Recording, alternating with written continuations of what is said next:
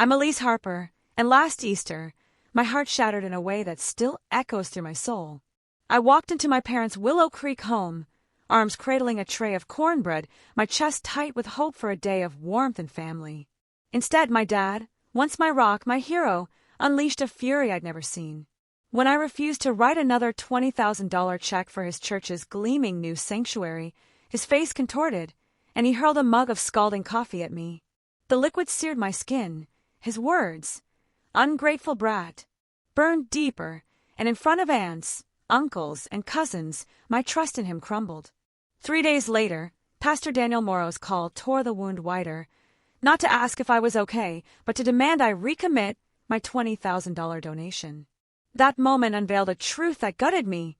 For 7 years, Dad had used my money to crown himself Covenant Grace Church's most generous saint, weaving a tapestry of lies with my sacrifice as a thread. If this cuts close to home, leave a comment with where you're watching from and subscribe. Tomorrow's story will grip your heart even tighter. The March wind in Willow Creek, Virginia, clawed at my face as I pulled into the driveway of my parents' Cedar Lane home that Easter morning. My Toyota Corolla, with its chipped paint and rattling muffler, looked like an intruder beside Dad's polished F-150 and my sister Claire's sleek BMW, its chrome glinting in the pale sunlight. I grabbed the cornbread from the passenger seat, its plastic wrap crinkling under my fingers, and braced for Mom's inevitable jab about her from-scratch feast. The Harper house stood unchanged, a red brick fortress with a creaky porch swing, hydrangeas wilting in the frost, and a living room where plastic-covered couches gleamed under dust motes, untouched by human warmth. The front door stood ajar, as it always did on holidays, releasing a wave of roasted vegetables, honey, and the faint hum of Vivaldi's strings. Mom's voice sliced through, sharp as a conductor's baton. "Claire, those roses need more water. Don't drown them." My sister's laugh, bright and polished, answered, a sound that always made me feel like I was auditioning for a role I'd never win. I knew my task before I stepped inside, folding napkins or polishing silver, the duties of a lesser daughter. Mom appeared in the foyer, her emerald green dress shimmering, auburn hair pinned in a flawless twist. Her hug was tight, a performance for an unseen audience, her breath hot against my ear. "Elise, you look exhausted, darling. Did you bring the offering envelope? Pastor Morrow's counting on us for the sanctuary fund." Her words landed like a script, rehearsed and hollow. I eased back, my brow furrowing. "Mom, I transferred $20,000 last month, like every year. It's automatic now." Her smile flickered, a crack in her porcelain facade. "There's always room to give more, sweetheart. The Harpers are known for our heart." She looped her arm through mine, guiding me to the kitchen like a child, her grip firm but cold. In the kitchen, Claire arranged roses in a silver vase, her movements as precise as a dancer's. Her blonde hair caught the light, her manicure flawless. "Elise, just in time," she said, her smile warm but edged with a glint I couldn't read. Her husband, Nathan, emerged from the pantry with a bottle of sparkling cider, his Rolex flashing. "Heard you're making waves at the museum," he said, his handshake firm but brief. "It's meaningful work," I said, my voice quiet but steady. "My job at the Willow Creek Historical Museum, curating artifacts from forgotten communities, quilts stitched by freed women, letters from mill workers, was my anchor in a world that often felt unsteady." Claire tilted her head, her smile sharpening. "Nathan's firm just landed a huge contract in Richmond. We're eyeing a lake house, something with space for kids." Her hand brushed her stomach, a gesture so practiced it felt staged. Mom beamed, her eyes gleaming with pride. "Claire and Nathan understand roots, community, family." The words cut deeper than they should have.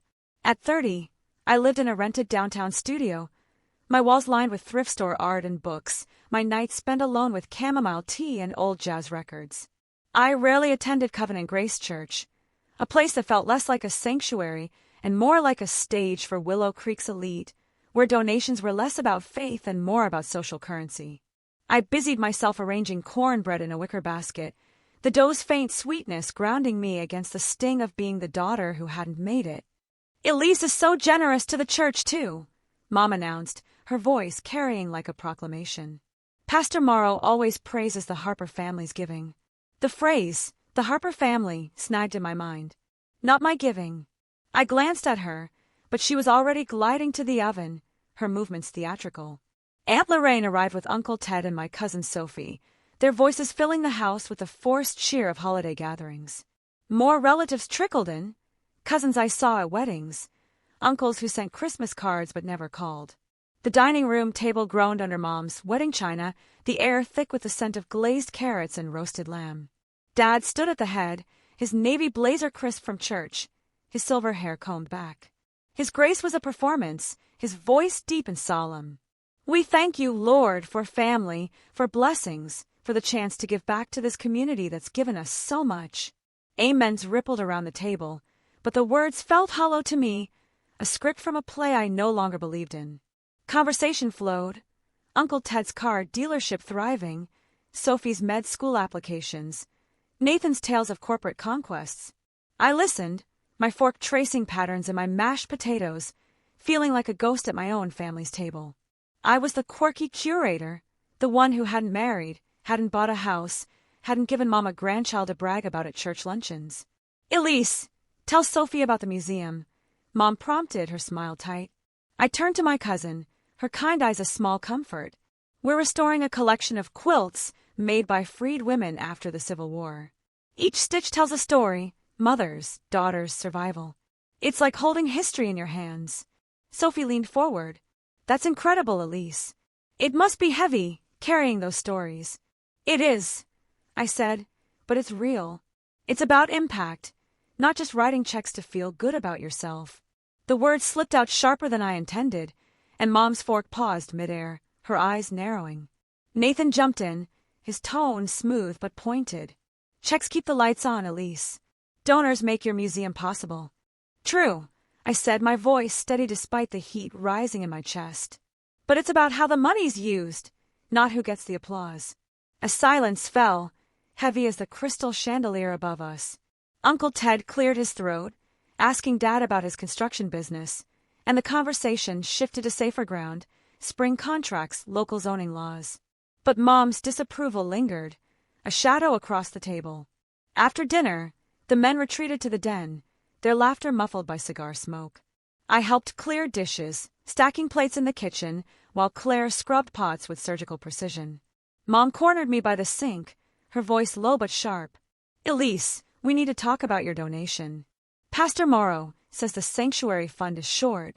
There's been some confusion about your contribution. I set down a serving bowl, my hand steady despite the knot in my stomach. What confusion? I give $20,000 every year, split into monthly payments. It's been that way for 7 years. Claire's sponge slowed, her eyes flicking toward us. Mom sighed, a sound laced with practiced disappointment. The church expected more this year, based on our family's pledge. The Harpers have always led by example. Your pledge or mine? I asked, my voice calm but edged. I never agreed to give more. Mom's lips tightened, her eyes flashing. It's not about you, Elise. It's about the family. Your father and I have given to Covenant Grace for decades. When you started donating, it showed our values were passed down. Except it's my money, I said, my pulse quickening. If the church thinks it's coming from you, that's not honest. Claire turned off the faucet, the silence deafening. Mom's voice dropped to a hiss. Don't be selfish, Elise. The church counts on us. Pastor Morrow knows you're our daughter, so naturally, it's seen as our family's gift. The words hit like a slap. So you've been letting everyone believe you're giving $30,000 a year when it's only $10,000 from you and Dad? Mom's cheeks flushed, but she didn't deny it. It's not about credit, she snapped. It's about unity. You live in that little apartment, no responsibilities. Why can't you support the family? I'm not a prop for your reputation, I said, my voice rising despite myself. Dad stormed in, a coffee mug clenched in his hand, his face red. What's this about lies, Elise? You accusing us of something. I'm saying my $20,000 donations are being passed off as yours, I said, my hands trembling but my gaze steady. That's not right. His eyes blazed, veins bulging at his temples. Ungrateful little girl. After all we've done, your education, your upbringing, you dare talk to us like this? We raised you to give, not keep score. I'm not keeping score, I said, my voice cracking. I'm asking for honesty. That's when it happened. Dad's arm jerked, and the mug flew, scalding coffee splashing across my chest. Pain seared my skin, my blouse clinging wetly as I gasped, stumbling back. Claire screamed, "Dad!" The mug shattered on the tile, and the dining room's chatter stopped cold. Dad stood frozen, his chest heaving, shock warring with rage in his eyes. Mom stepped between us, her voice low and venomous. "Never disrespect us again, Elise. Not in our house." My skin burned, my vision blurred with tears I refused to let fall. I grabbed my purse, hand shaking. "I'm leaving." "Elise, wait!" Claire called, but I was already moving, past the dining room where relatives sat stunned, forks suspended, eyes wide. "Happy Easter," I said, my voice eerily calm despite the fire in my chest. I walked to my car, the porch swing creaking behind me, and drove away from Cedar Lane, the weight of their gazes heavy on my back. It wasn't until I reached the edge of town that the tears came. Silent, relentless, the kind that mark the death of something you can't name. I drove to Nora's apartment, my chest throbbing, my blouse stiff with dried coffee.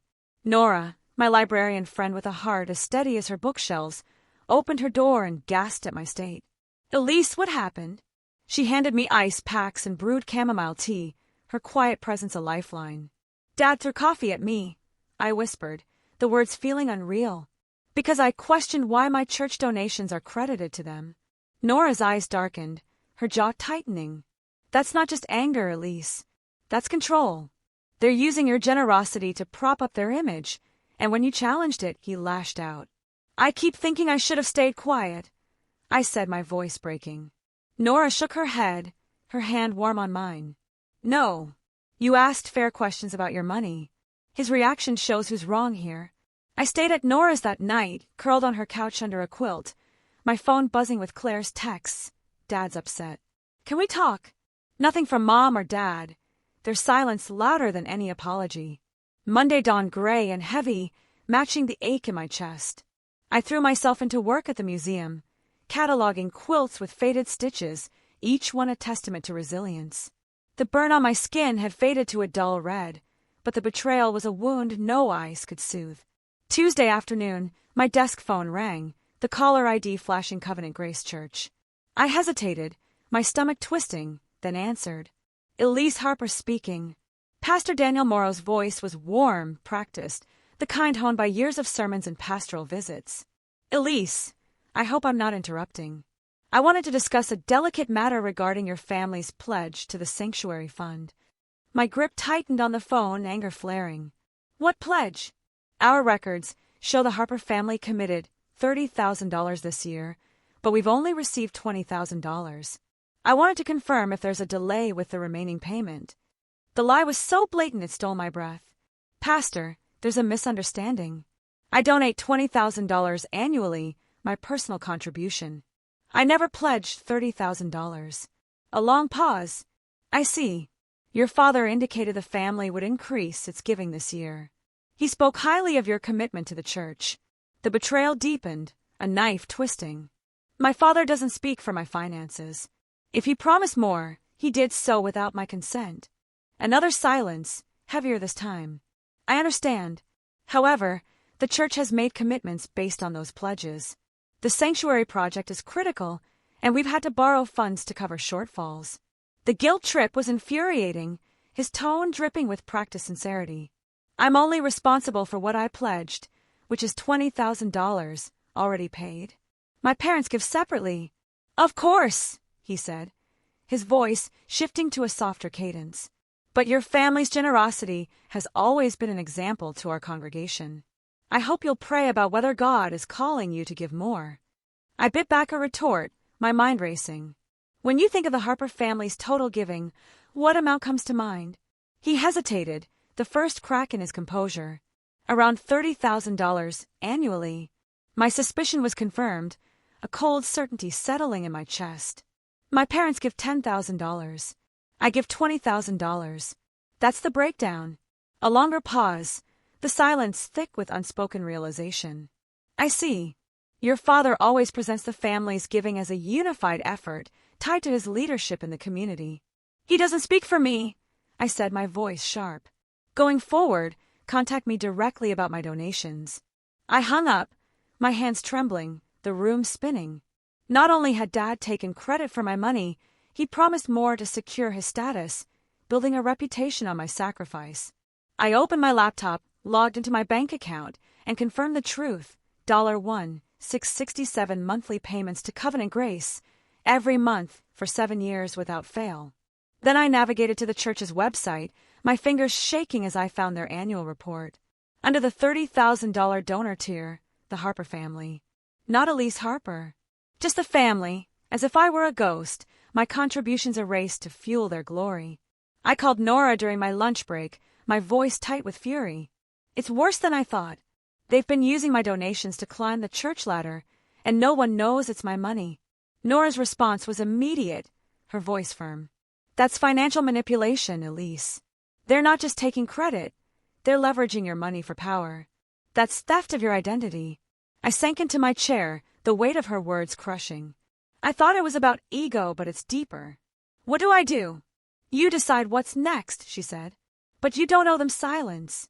That afternoon, I drafted an email to Pastor Morrow, stating that my $20,000 donation would continue, but must be credited to me alone, not the family. I saved it as a draft, my finger hovering over the send button, unsure if I was ready to ignite the fuse. But the pressure didn't stop. Claire called that evening, her voice heavy with frustration. Elise, Dad's furious. He says you were rude to Pastor Morrow and embarrassed the family. I gripped my phone, anger flaring. I told the truth, Claire. If that's embarrassing, maybe they should stop lying about my money. Why does it matter who gets credit? She asked, her tone pleading. We're family. The word felt like a chain. It matters because it's my money, Claire. If they're claiming it's theirs, that's theft. She sighed, a sound that carried years of navigating our parents' expectations. Just talk to them, Elise. This is tearing everyone apart. Dad called next, his voice low and controlled, a tone that always preceded a lecture. Elise, you're making a mistake. Pastor Morrow thinks you're ungrateful, ripping the family apart over money. I'm ripping it apart, I snapped, my voice shaking. You threw coffee at me for asking why my donations are credited to you.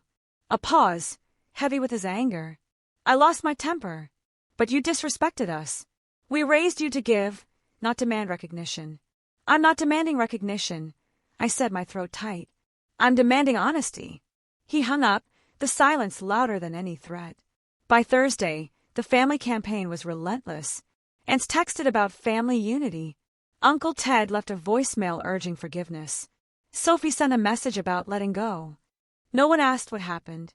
They assumed I was the problem, the ungrateful daughter stirring drama. Friday afternoon, I sent the email to Pastor Morrow, my heart pounding as I clicked send. That evening, Dad called, his voice a low growl. Elise Marie Harper, you've humiliated us. Pastor Morrow says you're demanding special treatment, refusing family commitments. I refused your commitments, I said, my voice steady despite the fear curling in my chest. You promised money I never agreed to give. You owe us, he roared. Everything you are, your job, your values, comes from us. When you give to the church, you're honoring the family. I'm honoring myself, I said, tears burning my eyes. My job at the museum, my $20,000 donations, that's my work, not yours. You selfish brat, he spat, his words slicing through every insecurity I'd ever had. You think you're better than us, living in that artsy loft, chasing your little dreams. You give money to feel important because you've got no real life, no husband, no kids, nothing to show for yourself. The cruelty was precise, a blade aimed at my deepest doubts. My life is real, Dad, I said, my voice breaking. And my money is mine to control. Control, he mocked. You're our daughter, not some CEO. Apologize to Pastor Morrow, commit to the sanctuary fund, or you'll regret it. What does that mean? I asked, my heart racing. You'll see, he said, and the line went dead. The threat hung in the air, chilling me to the bone. I opened my laptop and drafted an email to Covenant Grace's financial office, requesting that my donations be separated from any family accounts. Then I drove to the Willow Creek Public Library, my hands shaking as I logged into their computers to dig into the church's public filings. What I found was worse than I'd imagined. The annual report listed Dad as co-chair of the building committee and Mom as head of the stewardship council, positions they gained shortly after my donations began 7 years ago. Meeting minutes from the sanctuary project revealed Dad's voice, clear and commanding. The Harper family stands ready to lead with increased support. That promise had secured a $100,000 contract for his construction firm to supply materials for the sanctuary. My money hadn't just bought their reputation, it had bought them profit. I printed the documents, my hands trembling, and drove to Nora's apartment. She was shelving books in her cozy living room, her cat weaving between her legs. I spread the papers across her coffee table, my voice shaking as I explained. They're not just taking credit, Nora. They're using my donations to win contracts. It's fraud. Nora's eyes widened as she read the minutes, her fingers tracing Dad's words. Elise, this is serious. They're not just manipulating you. They're manipulating the church for personal gain. That's criminal. I sank onto her couch, the weight of it overwhelming. I thought it was about pride, about looking good. But it's about money. Power. What do you want to do? She asked, her voice steady but urgent. I stared at the papers, my mind racing. Part of me wants to expose everything, show the church who they really are. But another part just wants to walk away, never look back. Nora set down her tea, her eyes fierce. You don't have to protect people who hurt you, Elise. But if you stay silent, they'll keep using you and others. I nodded, the truth settling like a stone in my chest. I need to think, but I can't let this continue. That night, I slept fitfully on Nora's couch, dreams of coffee stains and church pews twisting through my mind.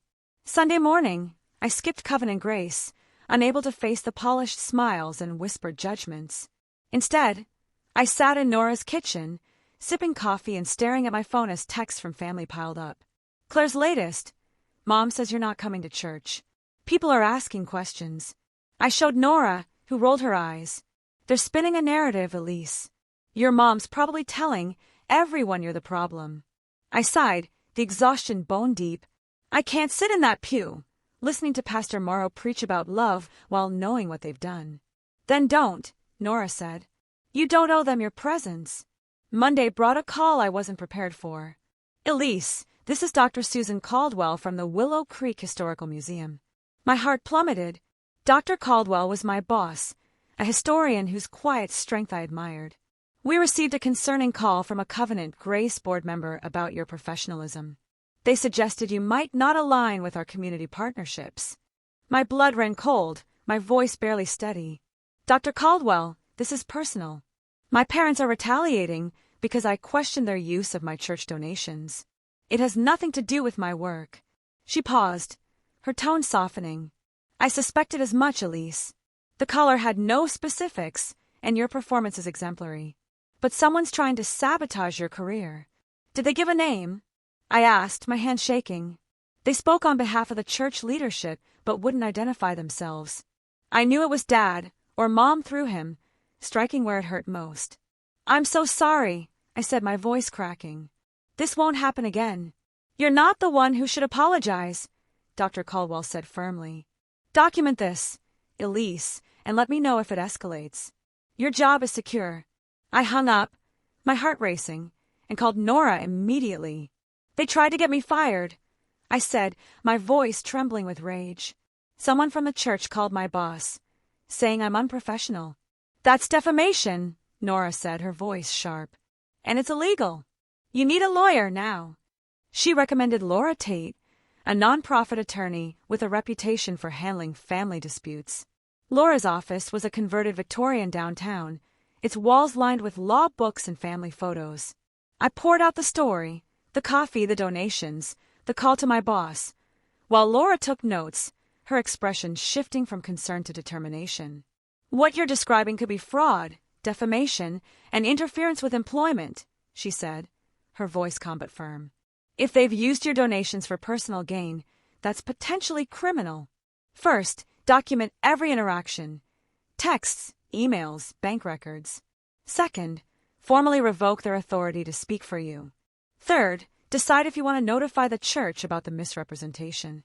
What would happen to them? I asked, my throat tight. It depends, Laura said. If the church pursues action, they could face civil lawsuits for fraud. If there's evidence of intent, criminal charges are possible. The scope of it was staggering. A family fight spiraling into legal warfare. I need to protect myself, I said. But I don't know if I'm ready to destroy them.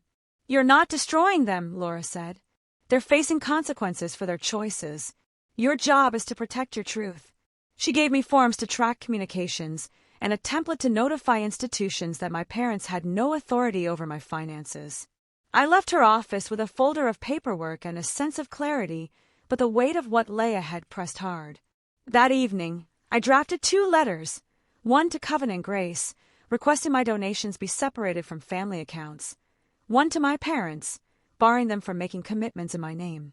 I didn't send them yet, needing one more voice of reason.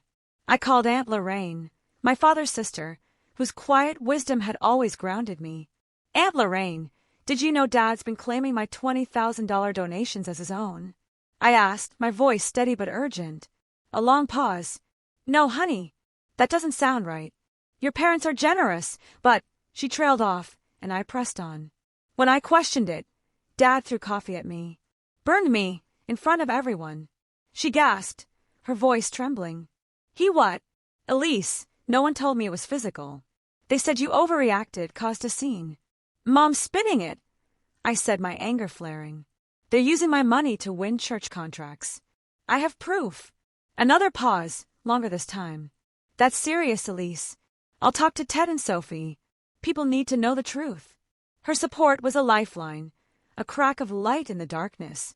But Tuesday morning brought a blow I hadn't anticipated. Laura called, her voice urgent. Elise, your parents filed a police report claiming you've been harassing them with threats over money. My stomach dropped. I haven't threatened anyone, I said, panic rising. They're trying to discredit you before you expose them, Laura said. We need to meet with the police, immediately. We met Detective James Carter at the Willow Creek Police Station, a squat brick building that smelled of coffee and ink. I laid out the evidence. Bank records showing my $20,000 donations, church reports crediting the Harper family, text screenshots where Dad wrote to Mom, Elise's money seals the contract. Make sure Pastor knows we're stepping up. Detective Carter, a man in his 50s with a no-nonsense demeanor, took notes, his brow furrowing as he read the texts. This suggests premeditated intent to deceive, he said. Their police report looks like anticipatory retaliation, meant to undermine you. We'll open an investigation into fraud, false reporting, and employment interference. I left the station with Laura, my mind reeling. The fight had escalated beyond family drama into a legal battlefield, and there was no turning back. That afternoon, Pastor Morrow called. Elise, can you meet with me and Evelyn Ruiz, our board chair, tonight? It's urgent. Against Laura's advice, I agreed, driven by a need to face the truth head-on. Covenant Grace's office was dim, the stained glass windows casting muted colors across the carpet. Pastor Morrow looked weary, his usual charisma dimmed. Evelyn, a retired CPA with sharp eyes, sat beside him, a folder in her hands. Elise, thank you for coming, Morrow said, his voice heavy. A detective visited us today about your family's donations and your father's contract. We've reviewed records and found discrepancies. Evelyn opened the folder. We believed your parents gave $30,000 annually, but it's $10,000 from them, $20,000 from you. Your father used his committee role to promise increased giving, securing a $100,000 contract for his firm. I stared, my heart pounding. He used my money to profit. Yes, Evelyn said, her voice clipped. It's a clear conflict of interest. He had access to budget details and leveraged that to benefit his business. Morrow leaned forward, his hands clasped. We owe you an apology, Elise. We failed to track your donations separately and ignored your father's ethical breach. What happens now? I asked, my voice steady despite the storm inside. We're canceling the contract, Evelyn said. We're also revising our donor policies to ensure individual contributions are recognized. And the sanctuary fund shortfall your father mentioned? It doesn't exist. He paid $10,000 in March to cover the gap he created with his false pledge. I blinked, the betrayal deepening. He paid to hide the lie. They nodded, and Morrow's voice softened. There's more. The call to your employer, I made it, at your father's urging. He said you were unstable, struggling personally. I see now I was manipulated. I've apologized to Dr. Caldwell and clarified that we have no concerns about your professionalism. Evelyn added, we'll provide a written statement supporting your reputation, should you need it. The words were a balm, but the wound was too deep. Thank you, I said, my voice quiet, but I think I'll find a new place to worship. This church was my home, but it's not safe for me anymore. Morrow nodded, his eyes glistening. I understand, but know you're always welcome here, Elise. I left, the church's heavy doors closing behind me, a chapter ending with a thud. The next morning, Detective Carter called. Your parents were arrested this morning on charges of fraud, filing false police reports, and interference with employment. Your father faces additional charges for the contract conflict. The news hit local headlines. The Willow Creek Gazette splashing local couple arrested in church fraud scandal across its front page. Family called, some shocked, others defensive. Aunt Lorraine rallied Sophie and Uncle Ted to support me, countering Mom's narrative that I was unstable. Claire called, her voice breaking. Elise, I didn't know how deep this went. I have records. Dad borrowed $10,000 from Nathan and me to cover the church payment. I'll give them to your lawyer. Why now? I asked, my heart torn between gratitude and wariness. Because I can't live with lies, she said, sobbing. Nathan and I want to do what's right, even if it costs us. Her evidence, bank transfers, texts, contract bids, sealed the case. Dad pleaded guilty to fraud and conflict of interest, receiving 3 years probation and a $75,000 restitution order to Covenant Grace. Mom pleaded guilty to defamation and false reporting, getting 1 year's probation and a court-ordered apology to me and Dr. Caldwell. Their construction firm collapsed, its assets sold to cover debts. They moved to a small rental in Richmond, their reputation in tatters. I cut contact, though Claire kept me updated. Dad withdrew, spending days in silence, his pride broken. Mom deflected blame, telling relatives I'd destroyed the family over money, conveniently omitting her role in the fraud. The family fractured. Lorraine, Sophie, and Ted stood by me, while others sided with my parents or retreated, unwilling to face the truth. Nora helped me find a new church, a small congregation in a converted storefront, where worship was raw and real, focused on service, not status. My work at the museum thrived, Dr. Caldwell's support shielding me from the fallout. I increased my charitable giving, each donation a quiet act of reclaiming my power, knowing it was mine to direct. A year later, Covenant Grace sent a letter outlining new policies inspired by my case, separate donor records, conflict of interest protocols, training to spot financial abuse. Pastor Morrow's handwritten note read, "Your courage made us better, Elise. We hope you see that as a legacy." I kept the letter but didn't return, the scars too deep to revisit. Claire and Nathan welcomed a son, Lucas, and I became Aunt Elise, a role that brought unexpected joy. On Lucas's first birthday, Claire asked if I missed Mom and Dad. "I miss who I thought they were," I said, my voice steady. "Not who they are." She nodded, her eyes glistening. "Any regrets?" I paused, the question heavy. "I regret the pain," I said. "The family we lost. But not the truth. They treated me like a resource, not a daughter. I made their choices visible, and that's enough." That night, in my redecorated studio, walls painted sage green, shelves heavy with books and art, I felt a peace I hadn't known before. The girl who walked into that Easter dinner, trusting family meant safety, was gone.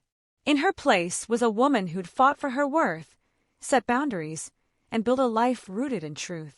Some stories don't end with reconciliation or forgiveness. Some end with clarity, the quiet strength of knowing you chose integrity over comfort. This was mine, and I was finally free. If this story moved you, check out 2 more on your screen. They'll hit just as hard,